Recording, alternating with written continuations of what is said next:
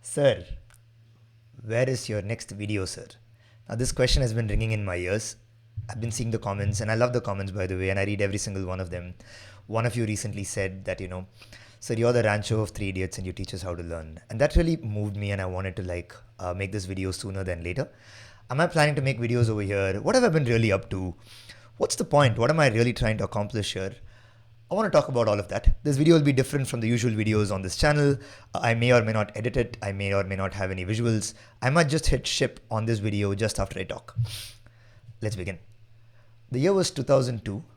I was in 7th standard and I began to have questions that I did not have before. Questions like, hey, what's the point of all of this? Like, what are the adults really trying to accomplish? Why am I waking up every day in the morning and wearing a bag? And not just me, every other student in the world. As the sun's horizon moves and the day breaks, they are woken up by one of their parents and go, they brush their teeth and then somebody combs their hair and they go there. And what's the real point of this? And I noticed that asking my mom, which worked usually until then, did not work suddenly. And that's the day I realized that, actually adults don't know the answers to all the questions. They themselves are trying to figure shit out. And that was kind of a new thing that I had to get accustomed to. Then I thought, okay, my parents maybe don't know, then I can just figure out from reading books. And I thought that the best way to understand this might be to understand where did this universe come from and what's kind of the rules by which this universe operates. And they told me that the name of that field is called physics. And the kind of questions I asked, any book that had the word universe in it, I would just pick it up and I would read it. Endless Universe, many of the books' names keep coming to my mind, and then I would try and read whatever is there over there to try and get back, oh, so that's how the earth came into being, or that's how the sun came into being, and so on. And over the next couple of years, I would just devour any of these. It didn't really give me the answer to the kind of questions I was looking for. But then I started also noticing that another way to ask the same question is to not ask what's out there, but ask what's in here. So I got deeply, deeply curious about the human brain. And I started asking questions like, hey, why? Because I could observe that the same events made some people much sadder than others. Why were some people able to deal with the things in life much easier than many others were? Why were some people just happier than many others? And how does the brain go from learning something, basically not knowing something, to knowing it? How does the brain learn something? Questions like these kind of really, really got to me. And I started getting anything that I could get my hands on that had the word brain in it. I would pick it up. In fact, many of my books today on my shelf are to do with the brain. And many are to do with physics, and that's been pretty much all my life since then. Hey, let's understand the universe, let's understand our brain, once fully out there, once fully in here, and see where it goes. And that's where it began, my curiosity. Let's fast forward to 2007. Whatever had happened, I had somehow cleared JEE and I was going to my college. After a bunch of confusion as to which university to pick, I decided to take NIT Trichy. And I was going there, I was pretty excited about the classes, and once I started attending these classes is when I realized that, oh my god, this is actually not going to be what I thought it was. They'd built a dream in my head, but it's not really exactly going to be what it was. And it gave me a lot of time to read up. All the summer holidays is when I used to read whatever it is that I wanted to read. A lot of it was about the human brain, a lot of it was about physics. A lot of it was also about computer science, which I kind of started developing a liking for because I ended up moving to computer science engineering. That's what I ended up doing.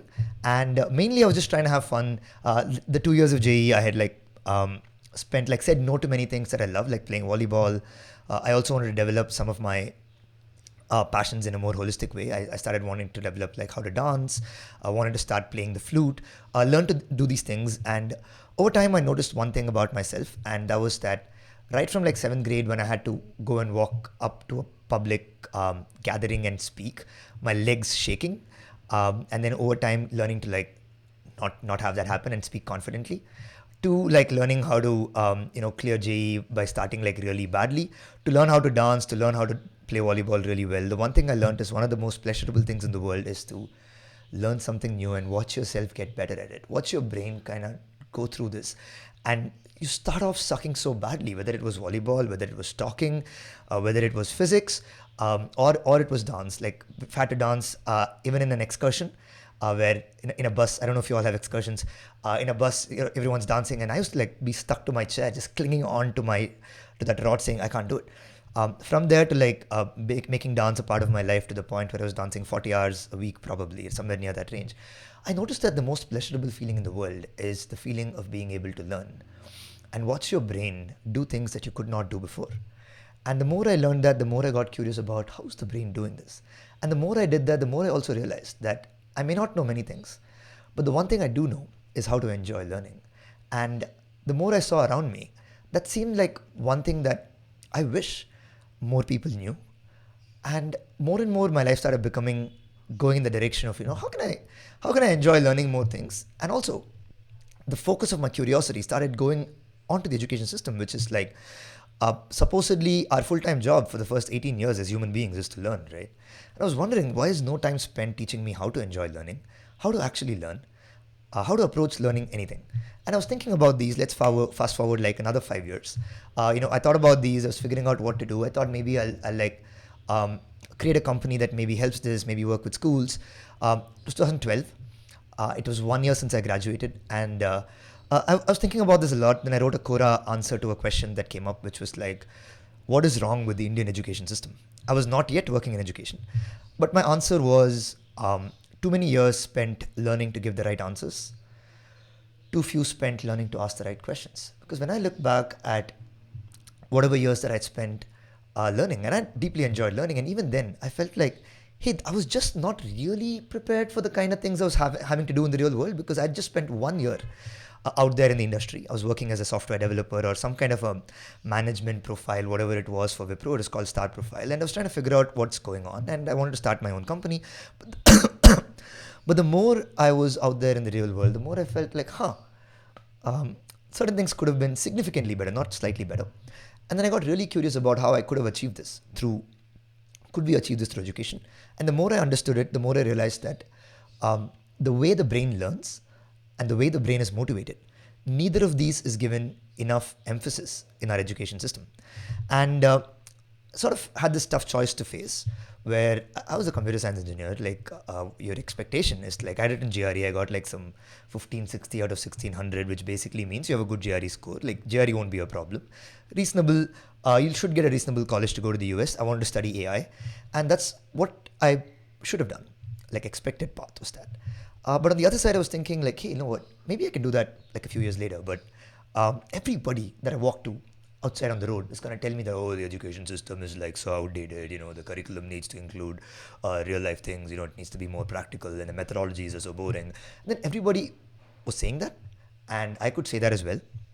I had watched Three Idiots in 2009. It released when I was in second year of college, and I noticed how much everybody felt the same way, right? Like the movie resonated not just with folks in India. I met people in China, from China many years later. I had met people from like Denmark who all said that's my favorite movie. And the movie had made me realize that it's not something that I'm thinking about lonely in a corner, but lots of people are observing that we approach education in a way that's like not optimal.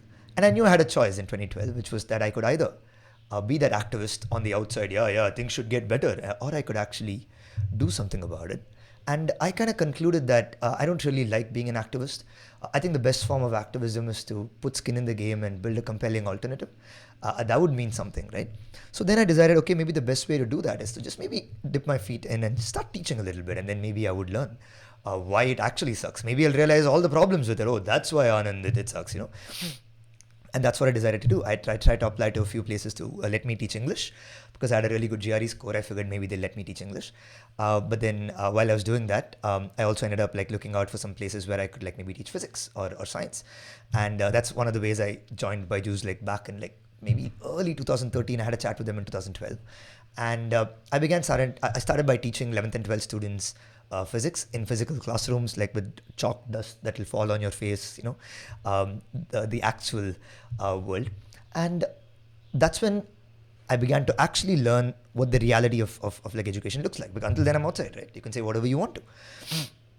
And I began teaching, and I became pretty popular. Like the students really liked me, and the company really liked me. Everybody's really happy.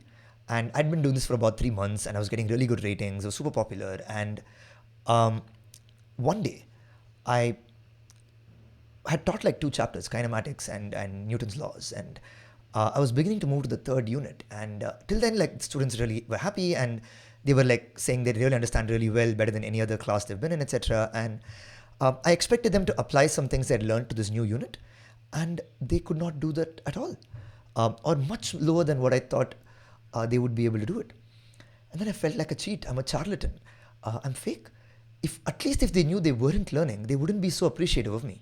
And that day I had to just stop and ask, like, what am I doing? Because until then I'd done what I thought was my job. I'd repeated whatever my great teachers had done to me, right? Like whether it's KSR sir or MK sir or any of these people. The way they had taught me, I also taught. And I had prepared my notes. I was pretty passionate in the class. I was interested. I got them to be excited about the topic and all of these. I done what the checklist that you expect out of a good teacher, and I'd done better than what people had expected, and still no learning occurred. And that kind of caught me off guard. Like I said, I felt like a fake, a cheater. And then I went back home thinking that I should probably stop doing this. My experiment has fundamentally failed, and I'm basically just like fooling people to think that they are learning.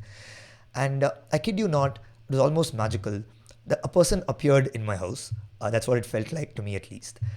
He was a professor from IISc, Indian Institute of Sciences. And his name was Byju Thomas. Sir, if you're watching this, like, you have no idea how much of an impact you had. Because I genuinely was thinking that, hey, something's like fundamentally wrong with the way I'm teaching. I should just stop. And if I had a propensity to believe in mystical things, I'd probably believe in it, because he sat there smiling, and I happened to go back after my class, and I was like, this is what I'm feeling. And he smiled and he said, it's not you, it's the methodology. I was like, what? He was like, there's a lot of studies that show that this kind of lecturing and standing in front of a crowd and basically fundamentally organizing education around this actually is not as effective as we believe it is. It makes students feel like they're learning a lot. It's like, it's so exciting, it's so interesting, and so on, especially if it's a good teacher, especially if it's a good orator. And it makes the teachers feel really good, because most of us who get into this kind of like the sound of our voices too much, right? And what really works is something else. And he shared like this bunch of research papers with me, and I sat there and realized that, hey, the plot just got thicker. And from that day onwards, I switched my strategy from asking, how can I teach well completely, to how can I make learning occur in the class, even if I don't do anything. Now, even before that, did I have some sense of this? Yes. But I had tried to make my classes more of like, I had a feeling that, the more I can create a learning environment where students learn on their own, the better it'll be. But I hadn't really pushed that to the boundary. I still was constrained by, most of us teach the way we've been taught, right? So I was constrained by what I had seen, and I was just repeating that. And the next day after that, I read as much as I could, and I completely changed my approach. I spoke for like very little time, like maybe 20 minutes of the 3-hour class that I was supposed to take. And for the rest of the time, I just said, hey, here are a bunch of problems, and get into groups and just solve them. And let's see where we go with this. And because what I'd realized by then, I spoke to my students and I realized that, hey, you might as well trust them. I asked them, hey, why is it that no learning occurred? And they were like, sir, you asked us to solve the problem on the board, no? And then I know 5 minutes later, you'll solve it on your own, no? So we just wait, sir. Not all of us put the effort. Now, was every student doing this? No. But a good part of the students were disengaging because they were like, it'll come. I hadn't made the class effortful enough. I was doing all the work. I was getting amazing at physics. I was getting better and better and better because I had to prepare my notes. I had to figure out how to explain it. I had to figure out like how to solve questions. I had to answer their doubts. I was getting amazing at it, but they weren't. Then I figured, hey, maybe let me make them do what I'm doing, which is come up with solutions to problems on their own, answer the doubts of other students, figure out ways where I can make them teach each other. So I came up with a workshop-like class, and it was very funny. One of the students who walked out of that class that day gave me a very backhanded compliment. He was like, sir, for the first time, I feel like I learned something in this class instead of like you doing everything. I was like, okay. I felt good. I also felt like kind of bad. And I realized that I was onto something. And I'll tell you why I felt I was onto something, right? Just in between these two processes, right? Like just after this happened, I began talking to all these so-called experienced teachers who were in the same company. They'd been teaching for JE for, I don't know, years, some of them decades. And when I asked them these questions, right, it doesn't look like learning is occurring. It looks like a very small portion of the students are learning, and they would have learned anyway. Those are the exact ones I don't really think needed my help. They're coming here for, I don't know, whatever, maybe to impress their parents or something, or the parents will trouble them, but they seem to be learning. I'm helping them a little bit, but not everyone. And the more I spoke to them, the more I realized the lunatics run the asylum. There was no order. This was all the Wild West. Nobody was measuring the learning outcomes. It was just like we were all just ostriches, with our heads stuck in, because the moment you actually try to measure how many people are learning, the reality that's going to hit you in your face is too harsh to handle. So what you do as teachers, I learned, was, because I was so new, I could just ask whatever questions I wanted to. What I learned was that most of the senior teachers would teach the way they've been taught for the last like many decades. The first couple of years they figure out certain things, and after that they never change it. And they asked like some 5 people, hey, did you all understand? Those 5 say yes. They only focus on those 5. Like, yeah, my job is done. I pushed so hard, in fact, that one of the senior teachers told me, okay, fine, you know what, I'll tell you what you want to hear. And that's the truth. He was like, I do it such that if some students haven't learned, it's their fault, because if they put the effort, they could have learned. Look at the 5 who have learned. That's the proof that I'm a good teacher. And I felt, hey, maybe that's a low bar. It's fine. By the way, I know how hard this is, and I have nothing against those senior teachers. But what I learned was that the bar that we set for education was not very high. And I really wanted to change this. So from 2012 to 2017, most of my work you would have seen is and was in asking, how can I make education more in line with what I understood about how the brain works and how the brain is motivated. The field here that was helping me was called learning science. I discovered this emerging field called learning science, and this other field called behavioral economics, which tells how behaviors are more likely to occur. So learning science was telling me what behaviors actually cause learning. For example, the deliberate, effortful act of teaching another student teaches students much more. The deliberate, effortful act of having to recall and figure things out on their own makes them remember things much longer. The more I make things easy for them, it's good at till a point, but after that, if I make it too easy for them, they don't learn. And that was learning science. And then I was asking, okay, these tasks are more effortful. How do I make them do it? Behavioral economics was telling me that, because that was the field that was studying why do some people save money when some people are just like spending it? Why do some people work out and stay fit? Why do some people meditate while some people just sit on the couch and like eat potatoes? And that field told us a lot of counterintuitive things about motivation and about happiness, and things I will cover in future videos, okay? I'll talk a lot about learning science and about behavioral economics. Most of the time that I've spent became that, right? My love for physics made me, showed my passion for physics when I made these videos, and a lot of you all loved it. But the real deeper insight as to why some of those videos worked better was that I was trying my best to apply these. But the twist was that, let's jump another 5 years. I've done this work, 2017, 16, 17 range. What I realized was that we're already 15 years down the line, right? What I realized was that I'd picked a purpose in life, which was that, hey, I could either sit on the sidelines or actually do something about it. Funnily enough, I'd actually, in my opinion, stumbled upon insights that I thought were completely disregarded by experienced professionals in your field. And that seemed like a good sign that something was being missed. If people with 20 years experience, 30 years experience in a field were not doing something which you're stumbling upon, it means you're bringing insights from a different field to improve another field, which is usually one of the ways in which fields improve. And in the next, like by 2016, 17, I realized that what I'd achieved in the last like 4 years, 5 years was phenomenal. What I thought I'll reach like maybe 1 lakh students in all my life, but I had reached much more than that, like by the time I was 25, 26 years old. But I reached them through videos. So the problem I had solved was, hey, if your school teacher's explanation sucks, watch this video. It'll get the explanation part at least clear. Because I knew that was the baseline of education, right? Like if there's nobody to explain ideas to you in a simple way, in a way that makes you feel excited, see the beauty of that topic, right? You cannot even start. So that's like the roads. If you want to build a huge monument, you have to first at least lay the few early bricks. And I had known I just laid that.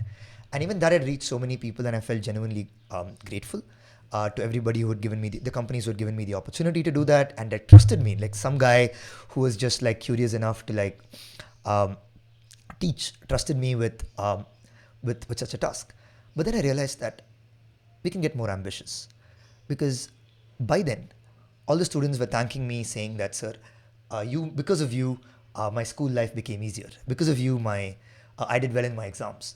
But by then, I was beginning to see deeper patterns. I had started working with 11th, 12th standard students, then 9th, 10th, then like younger. I was beginning to observe a deep pattern here, which was that by the time I meet them in 11th and 12th, many of them had already formed many learning habits, many mindsets about beliefs about themselves, about subjects. Many people had spoken to them as if there are some average students, there are some weak students, there are some good students. We will tell you who is who. And they'd felt like this entire schooling system had kind of drained out their emotional energy by that point. And they'd also formed a lot of habits in learning, like studying like last day, one day before the exam, and like feeling very smart. I did that as well. Or like, their habits of patterns of memorizing weren't really appreciative of how the brain works. But by the time I met them, like later, I realized that they had a lot of unlearning to do. And the one thing I learned, I've learned even more so the last many years, is that it's way harder for the human brain to unlearn than to like just learn something new. And by that year, 2016-17, I realized that what students want from me is better physics videos. But what they really need and deserve is how to learn effectively on their own. I felt like I was giving them fish, but if I truly were to help them out, I should teach them how to fish. And I hadn't done that until then. Like whatever work I'd done at Byjus and was mostly around, hey, let me make this subject easy for you to learn so that school becomes more enjoyable for you and the chances that you actually pursue these subjects later becomes higher. And I'm so glad I did that. But at that point, I realized I can get more ambitious. I felt like voices were talking to me, around me, saying, teacher, no, don't think too much, okay? Just teach the subject, teach it in an interesting, passionate way if possible. That's all you can do. That's all education can achieve. Don't even try to be more ambitious. But I asked, maybe we can be more ambitious. And I went back to like, what does a good generation, what if we start from first principles? What is the duty of a generation for its next generation? What is it? And I look back and I realized that the best generations have taken the time to give mental models as gifts to children. Just like a dad opens up a toolbox and says, hey, you know what? Next time you see a nail, hey, this is what we call a hammer. If you hit it like this, it works. This is a screwdriver. This is a drill. The child that looks at that toolkit has had chance to practice with those tools would grow very differently from the child that has never seen those things. They look at a screw and go, I don't know what that is. Take a hammer and hit it. I don't know. And I realized that the mental models that every generation gives the next generation is the biggest gift they can give. And it's actually not even a gift. It's not like something to be proud about. It's my duty, I felt like. And I noticed a big change that was happening in parallel, right? Education had been intergenerational for a long time. Knowledge had been intergenerational for a very long time. Your father could be a potter, and then the skills, the knowledge he learned wouldn't just last his generation, the generation after. He could just teach his child, the child can teach his child or her child, and then that mom could teach, keep happening. And then a few hundred years ago, about 150, 200 years ago, we realized that, hey, the world's moving pretty fast. The knowledge you learn only lasts one generation. And we decided to build all of this infrastructure education that you see around for that single purpose. It's a hard problem. Suddenly, parents can't teach their children what they need to succeed. You need something else. This weird notion that every child would wake up and then like go to this other place and there would be professionals who are paid to basically teach these children these skills because the parents, the world they mastered is not that relevant anymore. It's partly relevant, but it's changing. And the world you all live in today, we all live in today, it's that world. And this single generational education system is what we were living in. And I noticed that all the infra was built around that. But I realized that things were changing again. I was reading Yuval Noah Harari, who wrote Sapiens, and he was talking a lot about how right now maybe it's like 7 to 10 years. What you learn will not even last one generation, which means the infra we've built is actually not as relevant as it used to be. And I felt, how could we help children prepare for this new world where the kind of mental models and the kind of skills I need to give students is different from what I myself got, right? Even my generation or one generation above that slightly might escape with like one career. It was common for people to never change a company. Like in my dad's generation, they would never even change a company. Now it's much more common to change a company, but not like a career. Who knows what's going to happen, but it looks like about 7 to 10 years is what you will need. So what becomes significantly more important, I realized, was the learning skills and mindsets to be able to go like, you know what, 24, the field that I prepared for till I was 24 years old just died. Some people are going to like be devastated by it, or some people are going to go, cool, I know how to learn. Bad teacher, I don't care. Boring subject, I don't care. I can do this. I know how to research. I've done this for years. Second thing that I realized was important was the mental resilience to be able to go, cool, things went south. Everything just like, whatever I expected was like gone. I always believe that, you want to get 100 in an exam and you get 22. Like, what do you do, right? That mental resilience to go like, cool, my field just died. I'm going to pick things up and go. Some people take months to do it. Some people take weeks. Some people take days. Some people take like a few hours. What's the difference? So these two skills, the learning skills and mindsets and the mental resilience, became like significantly important. And I noticed that I looked at our education system and I felt like, hey, this is not really putting emphasis on it. In a weird way, it was making it worse because we were extremely emphasizing, hey, you learn this knowledge. We were building an illusion for students that you learn this, you'll be fine, which is not true and increasingly not true. And I also observed that the kind of knowledge students needed was changing. Like, access to information was a problem even when I was making videos. Like, that was just 10 years ago. But right now, figuring out which information to trust became much more important, because the one way I can control you is by like not giving you information, like hoarding it and keeping it only to like the rich people. That's how we've been controlling people for a long time. But now how we control people is that we put out so much information that we're going to flood you, and unless you have the skills to know what is trustworthy, you're going to be screwed. And I noticed that as a generation, we'd all decided that every child who's like 13 years old should know how to add mixed fractions and convert them to a rational number, or convert from a recurring decimal to a rational number. And I have nothing against it. That's a choice we made though. It's a conscious choice we made as a generation. And I felt like there are conscious choices we need to make now. Like, should every child who's 13 years old know what confirmation bias is? Should know what survivorship bias is? Should be able to look at fake news and go, hey, the source here has these biases, I'm not going to trust it. Right? These are becoming significantly important. Should they know what the logical fallacies are? Should they know what the problem-solving, design thinking process is? Because they're going to be expected to be problem solvers when they do their job. And there is a structured approach to problem solving that nobody taught me. I had to learn it like, I don't know, a couple of years ago. And all of these knowledge pieces, along with skills, are what students need. And I made a decision that in the last 7-10 years, when students met me, they would say, sir, thank you. Because of you, school became easy, school became fun, and I did well in my exams. Thanks a lot. What I want to happen in the next 7 to 10 years is when students meet me, I wanted them to tell me, sir, because of you, I learned things that I would have never learned in my school, that I never even thought was possible through education. Because I feel that education can afford to be a lot more ambitious than it is today. And all of us can together have a much higher bar and a much higher expectation for education, what education is supposed to achieve, than we do today. That was 2017. I joined Khan Academy because the belief was that the best way to do this is not to bypass schools, because until then I was like, let's like just ship content, whatever happens in classrooms, because children spend so much time learning there. I didn't want to bypass it. And the more I worked with schools, the more I realized that the amount of content that needs to be covered along with these skills is kind of high. And the choice most schools have made is that because of all this, let me cut it horizontally. Right? Hey, there is this important content to provide. In the context of that content, I have to teach these problem-solving skills, all of these important actual things that in some ways matter more. Does the knowledge not matter? It definitely matters, okay? Anybody who tells you in the era of Google, knowledge is not important, they're bullshitting. We'll talk about that in a separate video. But the core idea was that I observed that schools had taken a conscious call, seemingly, that most schools, by the way, there are some exceptions, let's just cut through the content layer. That itself is taking too much time. And the way the school system was organized, they were under so much pressure.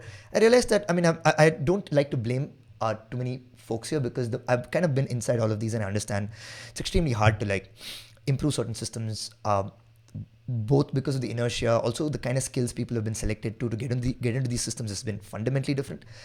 They've fundamentally been selected to like lecture at students, give content knowledge. The awareness of learning science is like really poor, by the way.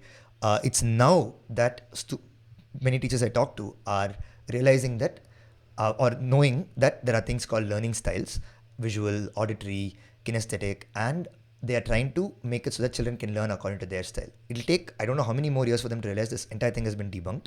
There are no such learning styles in children. There might be some preferences, and then it might take them few more years to unlearn that. So I just observed that both the curriculum and the methodology is kind of really far behind, and there are so many constraints to improve this that the best way I could help, I realized, is, hey, you know what, last 7 to 10 years I shipped content to you directly.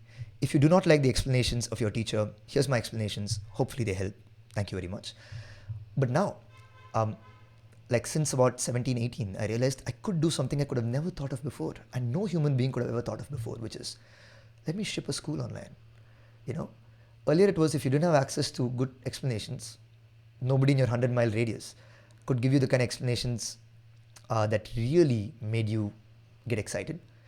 Let's ship it directly to you, so access won't be a problem. This time it was like, hey, what if I could ship a world-class school online to you directly? show what kind of education system we should be aspiring to, what kind of teacher role should we be aspiring to. And I realized that it's an ambitious project, but I'm here to do this for like a generation. I'm here to do this like this is a generational project for me. And if you're trying to build the next generation of education, you better get it right, and you better take the time to do it. And it's okay if it's hard. That's what makes certain things worthwhile. So I decided to like ship a school online, change the role of the teacher fundamentally. And because I noticed that the biggest problem was not just that the curriculum only updates once in 15 years, it was also that the teacher role, the way it is defined today, in my opinion, just cannot help students beyond a point.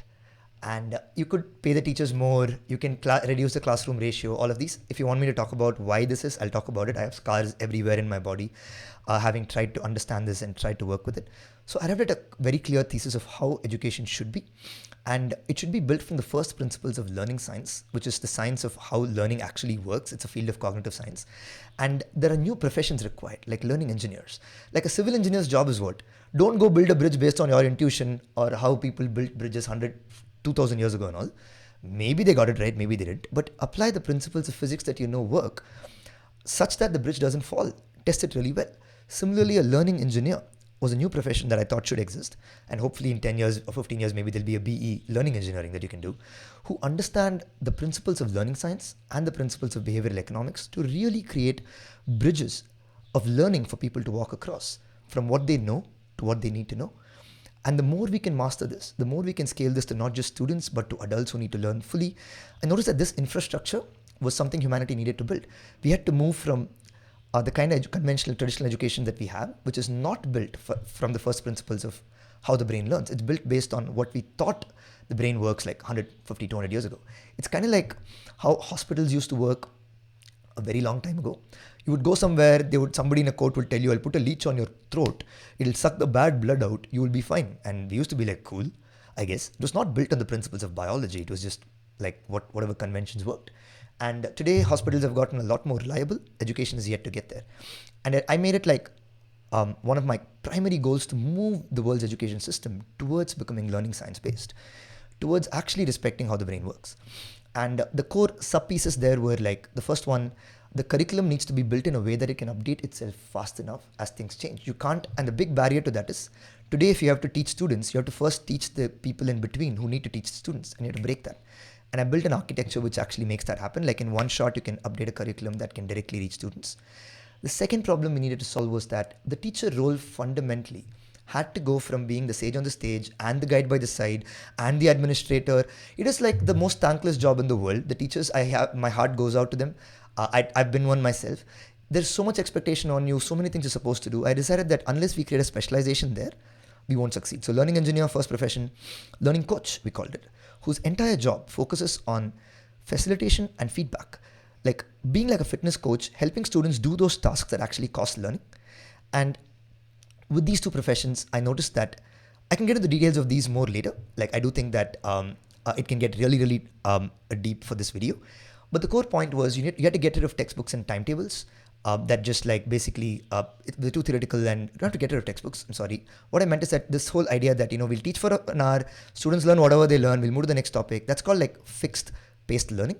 And what you really need was a mastery based learning. And just that single insight could actually make it so that students would not develop the gaps that is actually affecting them in the future. Like if you're finding calculus hard, if you're an adult watching this, calculus is not hard. Okay, it's the four things that calculus depends upon that you have gaps in: quadratic equations or some part of functions or something like that you have a gap in, that nobody ever gave you feedback on, and because of which you just kept passing and kept going forward, and you hit calculus and you hit a wall. Sal Khan talks about this a lot. And then suddenly you feel like calculus is difficult. But we've built a system that lets these gaps go forward, and we had to fix that. And finally, this is not all the problems we're solving, but two more problems we need to solve was that most of the time students don't really understand why the hell they're learning something. Like tool after tool is thrown at them: fractions, decimals, algebra. And Elon Musk talks about this a little bit, where you need to teach the problem, not to the tool. So coming up with projects that actually help students contextualize what they're learning, so that they're not asking themselves, why am I learning this, became an important piece. So to achieve this and mastery-based learning, you have to combine a bunch of problems like how do you do all of this and still hit the content. So it was a pretty hairy problem, and it took us a while. And you might be asking, sir, why no video? And you might be noticing it's a long-winded answer to that question, which is it's a lot of work to architecture a system that basically tries and hits learning outcomes that 90% children, what we are seeing, the data today is that 90% children can actually meet outcomes that you typically expect some topper in a class to do because you've improved your system. And that's how responsible adults should behave. And if you do all of this, what I noticed was you actually get to solve the most important problem in education, which is children's motivation. By the way, just giving authentic projects, just making it sure that it's mastery based, just making education work better makes them more motivated. Children actually want to be in a system that works. But what we also noticed is the real answer to motivation is a lot about belonging to a tribe where children can teach each other and creating the right, helping them find the right tribe where they can feel a sense of belonging with people was way more important than I thought earlier. And have we solved all these problems perfectly already? No. But the early signs that we were seeing was that these were incredibly in the right direction. And so that was when I started StayQrious, when we had done enough of these, and we built StayQrious in about 2020. And we called it a Neoschool recently because we realized that that's what we really are, a version upgrade to schools. And hopefully over time we'll open source all the things that we are discovering to make it so that more schools and more other after school bodies can actually implement learning science and behavioral economics in their education. And we started observing these learning outcomes in children, because the main problem was that we actually decided, we have somewhere in our education system decided we won't measure outcomes. And if you don't measure it, no problem, right? We broke that and would love to go deeper into all of these. But what finally happened was that we were able to see that students do learn better. They are more motivated. Teachers are able to be much more effective as long as the system that's created is mindful of how the brain learns and how the human brain is motivated. And that's where we are today. We did one subject, we've added a couple of more subjects. We have thousands of students. We started with 30 and we have in a couple of years ago, and we have thousands of students right now. I'll not tell the exact number. I'll tell that later. We'll talk more. And the main thing I learned after starting StayQrious was that in all of this I learned and started it, I learned that most students actually want to learn together and learn in a community way, in cooperative way, and want learning to be social. I kind of didn't want it that much as a kid. So I thought nobody else wants it, but I realized that they really, really want it. And the second thing that I learned is these skills that I spoke about, right? Critical thinking, problem solving, design thinking, which is basically just structured problem solving and structured creativity, learning skills, social and emotional skills, actually teaching children how to mention their emotions, how to communicate effectively, how to actually persuade. All of these don't happen. I initially thought, I'll tell it once, I'll tell it well. If I teach it really well, they should understand. No, it's not how it works. What I realized is that you have to build something like an environment where you pick a small subset of these, like say problem solving, break it into some 5 pieces. Hey, how to understand the problem, how to brainstorm solutions, how to actually pick the right solution, how to iterate. And every single time you teach them a new problem, keep bringing it back. And use core subjects like science or math or programming to do this, so that they generalize this. So the main learning I've had is how much students want learning to be social, and how much we need to just keep reiterating these over and over again by breaking into pieces for students to really get it.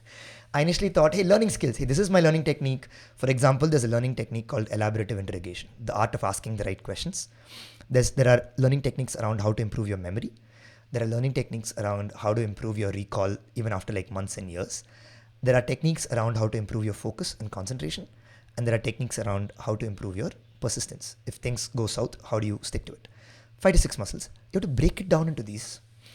Keep making it so that they revisit it in every third lesson, for example. Keep coming back to it. Keep practicing it. Keep noticing it. Keep asking, hey, what does a good learner do? Hey, they break problems down and ask questions deeply before starting. Let's practice that now. And the more I started doing this, the more we are noticing students truly learn. And once again, I'm having that moment where students are like, so this is what you've been trying to do for the last 1.5 years. Now I get what you're trying to do. Because till now, even they were thinking, we're trying to make the subjects we're teaching exciting and interesting and deep. They were getting that. We were trying to teach these higher order skills and they were getting that also, but now they truly understand how to get them. And with all this, StayQrious Neoschool has become way more real in the last few years than it seemed to me before that, both in terms of the outcomes we're seeing and the engagement that students are seeing. And we're noticing that there is a new generation of parents, and I'm genuinely thankful to them for it, because I don't think you could have built this if not for them and their support, who truly care about their child being prepared for the future in the way that I describe. Hey, you know what? I want my child to be an independent learner. They truly care about their child learning in an environment that respects their mental health and doesn't sacrifice it for marks or something in the short run that we did in the previous generation. They truly don't want that for their own child. They want their child to not get into the same rat race. They particularly care about it, and it's these parents who are like actually coming to us and helping us build this kind of much better education system out that's going to help multiple generations going forward. So if you stuck till here, I mean, thanks so much for watching. And I'm going to be making a bunch of videos on YouTube around these. Learning how to learn, learning how to think, learning how to communicate, and learning how to feel happy more often. These are the 4 skills that I think if we make sure we teach, especially in conjunction. By the way, you don't have to like learn this in like some isolation in some life skills class, okay? You can bake this as part of your core education, because who has the money and the time to go to some one-on-one class for communication, some one-on-one class for some coding, something like, I don't think that's how education should be. We as adults should take the time to design a system that's mindful of both the money that parents have and the time that children have, to make it so that we can give them these holistic skills that actually prepare them for the future, and make it so that in a few years, in a decade, they'll thank us by saying, you know what, I kind of get what you all did, man. Thanks a lot. And that's what I'm hoping to do. And hopefully in the next videos that we keep talking, we'll all achieve this together for our next generation.